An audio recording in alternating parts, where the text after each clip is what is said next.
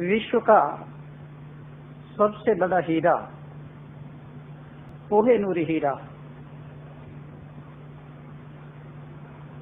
भारत की शान था, भारत का गौरव, भारत की गरिमा। उसे विदेशियों ने चुरा लिया, छुपा लिया, तोड़ फोड़ दिया, टुकड़े कर दिए, पता नहीं क्या कर दिया।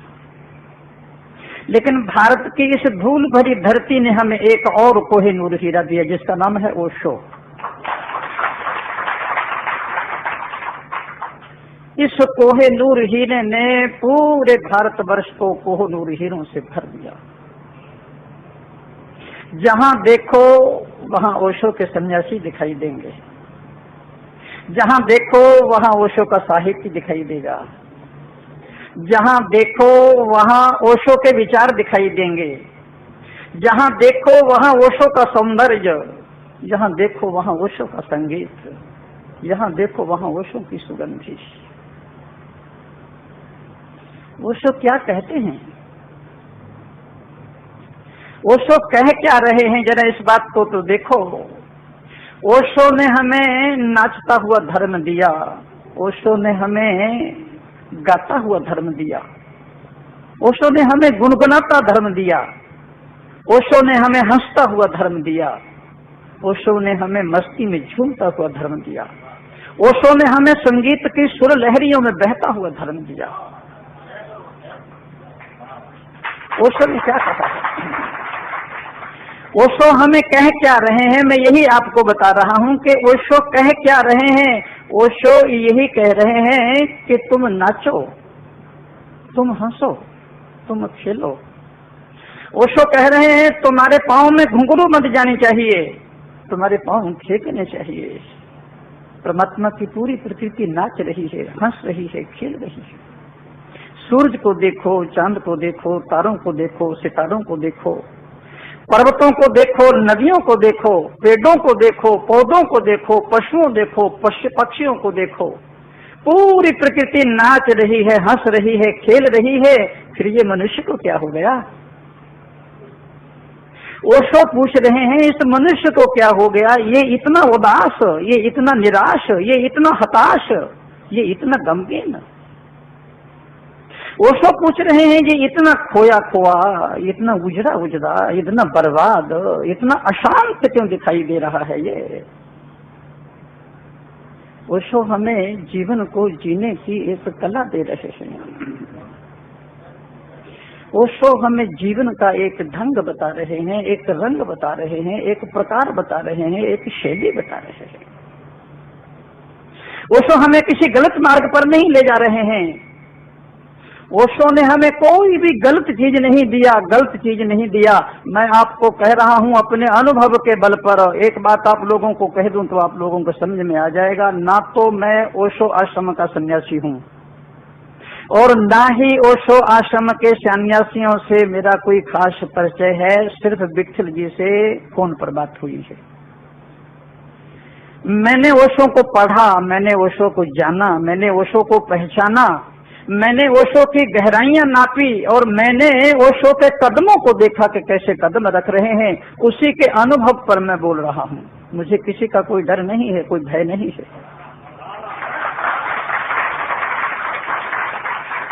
मुझे अपने जो विचार व्यक्त करने होंगे मैं वो निर्भीकता से व्यक्त करूंगा।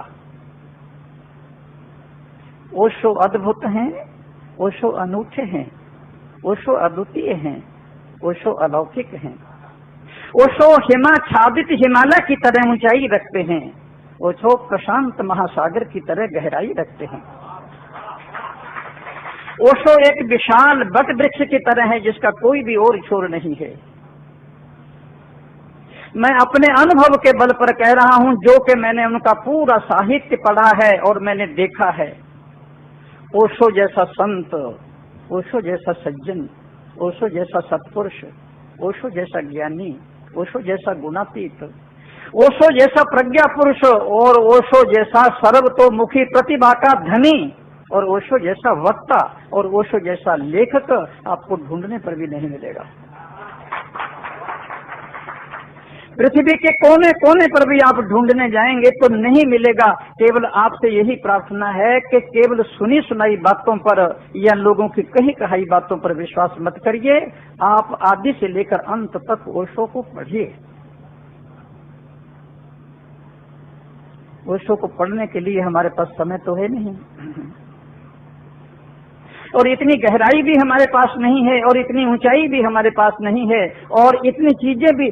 तो मैं कह रहा हूँ ऐसा अद्भुत अनूठा महापुरुष मिलना ही मुश्किल है। और यदि कदाचित हमें मिल जाए तो उसका पहचानना और भी ज्यादा कठिन है। कैसे पहचानोगे? क्या है कसौटी आपके पास पहचानने की? आपके पास जो भी कसौटियां हैं वो गलत हैं, वो सही कसौटियां नहीं हैं। किसी भी महापुरुष को पहचानने की कसौटी होती है श्रद्धा, निष्ठा, आस्था, विश्वास, भरोसा, यकीन, समर्पण के भाव। वो हमारे पास नहीं है। ना तो हमारे पास श्रद्धा है, ना हमारे पास निष्ठा है, ना हमारे पास विश्वास है, ना हमारे पास यकीन है, ना हमारे पास समर्पण के भाव हैं। नख से लेकर चोटी तक आज मनुष्य संदेह से भरा हुआ है। श्रद्धा उसके पास नहीं है। संदेह चलता बहुत है लेकिन पहुंचाता कहीं भी नहीं। श्रद्धा चलती बिल्कुल नहीं है लेकिन पहुंचा देती है। संदेह ने आज तक कभी किसी को मंजिल पर नहीं पहुंचाया, और श्रद्धा मंजिल पर ही खड़ी होती है। ओशो को समझने के लिए क्या मैं कहता हूं, किसी भी महान विभूति को समझने के लिए हमारे पास श्रद्धा चाहिए, निष्ठा चाहिए, आस्था चाहिए।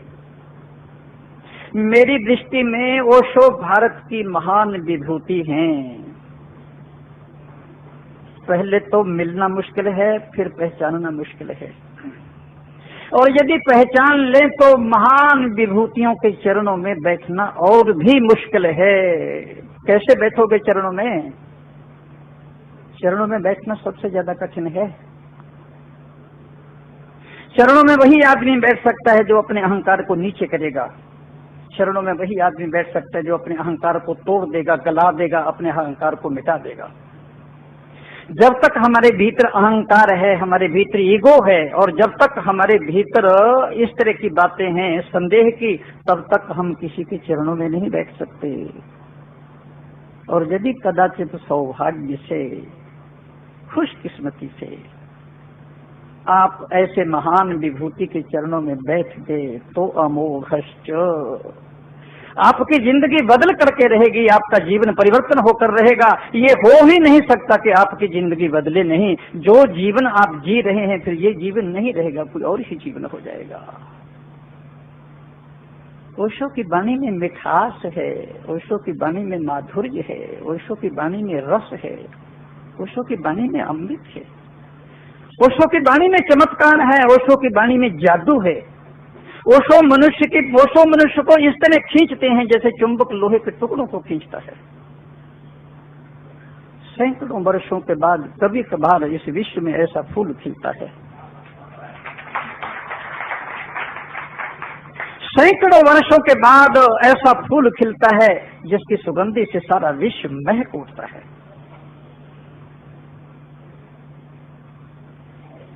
ओशो स्वतंत्र विचारों के प्रज्ञा पुरुष थे। ओशो युग पुरुष थे। ओशो अपने साथ एक बहुत बड़े नवीन युग को लेकर पैदा हुए। ओशो स्वतंत्र विचारों के प्रज्ञा पुरुष थे। आपको मालूम होना चाहिए, स्वतंत्र विचारों के व्यक्ति को तलवार की धार पर नाचना पड़ता है। स्वतंत्र विचारों के व्यक्ति को प्राणों पर खेलना पड़ता है। स्वतंत्र विचारों के व्यक्ति को मोम के तुरंग पर चढ़कर आग की सुरंग से गुजरना पड़ता है। स्वतंत्र विचारों के व्यक्ति को बहुत कुछ सहना पड़ता है। आपको मालूम है, जीसस क्राइस्ट स्वतंत्र विचारों के कारण ही क्रॉस पर चढ़े। मंसूर स्वतंत्र विचारों के कारण ही सूली पर लटके। सुकरात स्वतंत्र विचारों के कारण ही उसे जहर पीना पड़ा। गौतम बुद्ध को स्वतंत्र विचारों के कारण ही अपमान सहना करना पड़ा। कबीर को स्वतंत्र विचारों के कारण ही पत्थर खाने पड़े। महर्षि दयानंद को स्वतंत्र विचारों के कारण ही झेर के घूंट पीने पड़े। स्वतंत्र विचारों के कारण ही ओशो को बहुत बड़ी विपत्तियों से गुजरना पड़ा, बहुत बड़ी आंधियों से गुजरना पड़ा। लेकिन कितने तूफान आए और चले गए, कितने बवंडर उठे और बैठ गए, कितनी आंधियां आई और शांत हो गई। ओशो सदा स्थिर रहे, ओशो सदा अटल रहे, ओशो सदा स्थिर प्रज्ञ की तरह। ओशो जरा भी हिले नहीं, जरा भी डुले नहीं, जरा भी कंपे नहीं और जरा भी घबराए नहीं। देखो, मैं कोई किसी की वकालत करने के लिए यहां नहीं आया हूं। मैं किसी का कोई किसी भी तरह दलाल बनकर यहां नहीं आया हूं। मैं केवल सत्य और तथ्य को प्रकट करने के लिए आया हूं। मैं सन्यासी हूं। सन्यासी को किसी से डर नहीं होता, किसी से भय नहीं होता। स्वतंत्र विचारों को संकुचित समाज सहन ही नहीं कर सकता, तो उसके गले के तले नहीं उतरती हैं ये बातें। उसने जो विचार दिए हैं उस पर उनका चिंतन है। और मैं समझता हूँ जब ओशो के माध्यम से जो महावीर वाणी है वो देश और दुनिया तक पहुंची, और जो लोग महावीर के बारे में कुछ भी नहीं समझते थे उन्होंने महावीर के चिंतन को समझा और उनको समझ करके पाया कि वो कौन थे, कितने बड़े थे, क्या उनका जीवन था, क्या विचार था। उसमें ये काम बहुत बढ़िया किया है। इस बात के लिए धन्यवाद दिया जाना चाहिए कि महावीर और अन्य महापुरुषों पर उन्होंने चिंतन विचार करके दुनिया के सामने रखा और उनके विचारों को पूरी दुनिया के सामने फैलाया। इस बात के लिए तो उनको धन्यवाद दिया जाना चाहिए।